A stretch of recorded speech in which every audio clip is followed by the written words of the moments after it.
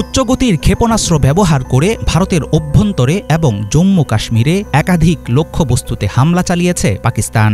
এর মধ্যে আছে ব্রিগেড সদর দফতর, field supply depot, BrahMos missile battery সাইটের মতো সামরিক স্থাপনা।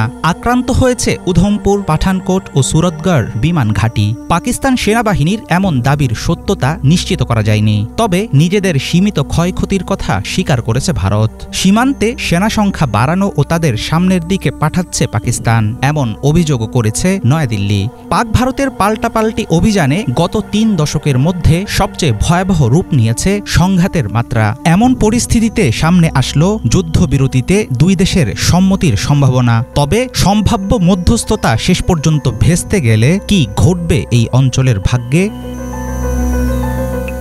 10ই মে ভারতের সামরিক অবকাঠামো লক্ষ্য করে প্রতিশোধমূলক হামলাকে শক্তিশালী ও সুসমন্বিত জবাব বলে মন্তব্য করেছেন পাকিস্তানের প্রধানমন্ত্রী শাহবাজ শরীফ। এর আগে পাক আর্মির তরফ থেকে বলা হয়, চোখের বদলে চোখ এই নীতি অনুসরণ করেছে তারা। পাকিস্তানের উপর মিসাইল হামলা চালানো হয়েছে যেসব বিমান ঘাঁটি থেকে, সেগুলো গুড়িয়ে দিয়েছে পাক সেনারা। এদিকে পাকিস্তানের হামলার জবাবে রফিকি, মুরিদ, চাকওয়ালা, নূর খান, সুক্কুর, চুনিয়া, পসরুর ও শিয়ালকোটের বিমান ও সেনা ঘাঁটিতে হামলার দাবি করেছে ভারত। দুই পক্ষের এসব দাবির সত্যতা নির্ভরযোগ্য তৃতীয় কোনো সূত্র থেকে যাচাই করা যায়নি। তবে ধারণা করা হচ্ছে পাক ভারতের আর্থিক ক্ষয়ক্ষতির পরিমাণ খুব কম হবে না।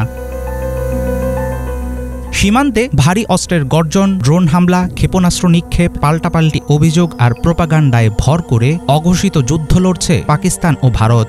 আক্রমণ প্রতি আক্রমণে আক্রান্ত এলাকাগুলোর বেশিরভাগই কাশ্মীর ও নিয়ন্ত্রণ রেখার কাছাকাছি। কিন্তু দুই দেশের অভ্যন্তরে সামরিক স্থাপনায় হামলার খবরে ঘনিয়ে উঠছে নানা রকম আশঙ্কা। মার্কিন প্রেসিডেন্ট ডোনাল্ড ট্রাম্পের দেয়া যুদ্ধবিরতির খবরে তৈরি হচ্ছে আশা নিরাশার অনিশ্চয়তা। অনেক বিশ্লেষক বলছেন, পরবর্তীতে কী ধরনের পদক্ষেপ নেবে দিল্লি ও ইসলামাবাদ সেটা এখনও নিশ্চিত না।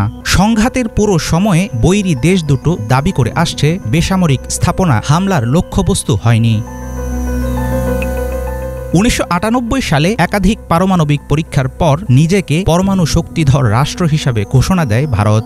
এর পরপরই 6টি পারমাণবিক পরীক্ষা চালিয়ে নিজেদের পরমাণু শক্তিধর রাষ্ট্র হিসাবে প্রতিষ্ঠিত করে পাকিস্তান। তখন থেকে কে কত বেশি পারমাণবিক অস্ত্র মজুত করতে পারে এমন প্রতিযোগিতার পেছনে খরচ হয়েছে billion billion dollar. Centre for strategic and international স্টাডিজের দেয়া তথ্য অনুসারে বর্তমানে ভারতের কাছে রয়েছে আনুমানিক 180টির বেশি পরমাণু ওয়ারহেড। অন্যদিকে পাকিস্তানের কাছে রয়েছে 170টির বেশি পরমাণু ওয়ারহেড। নিজেরা আক্রান্ত না হলে আগ বাড়িয়ে পরমাণু অস্ত্র ব্যবহার করবে না ভারত। দেশটির প্রকাশিত নিউক্লিয়ার ডক্ট্রিন বা পারমাণবিক নীতিতে সেরকমই আছে। অন্যদিকে পাকিস্তানের পরমাণু নীতি অনেকটাই অস্বচ্ছ। 2001 সালে 4টি রেড লাইন, ট্রিগার পয়েন্ট বা সীমারেখা পরিষ্কার করে পাকিস্তান। দেশটির কোনো ভৌগোলিক অঞ্চল দখল, সামরিক ক্ষয়ক্ষতি, অর্থনৈতিক অবরোধ ও রাজনৈতিক অস্থিতিশীলতা এর কোনো একটি ঘটলে শত্রুর বিরুদ্ধে পারমাণবিক অস্ত্র ব্যবহার করতে পারে পাকিস্তান। সামরিক বিশ্লেষকদের আশঙ্কা, সম্ভাব্য যুদ্ধবিরতি মেনে পাক ভারত চলমান সংঘাত না থামলে পরমাণু সমরাস্ত্র ব্যবহারের দিকে ঝুঁকতে পারে পাকিস্তান। সেক্ষেত্রে শুধু ভারত নয়, হুমকির মুখে পড়বে গোটা বিশ্ব। হাফিজুল ইসলাম, বাংলা ভিশন।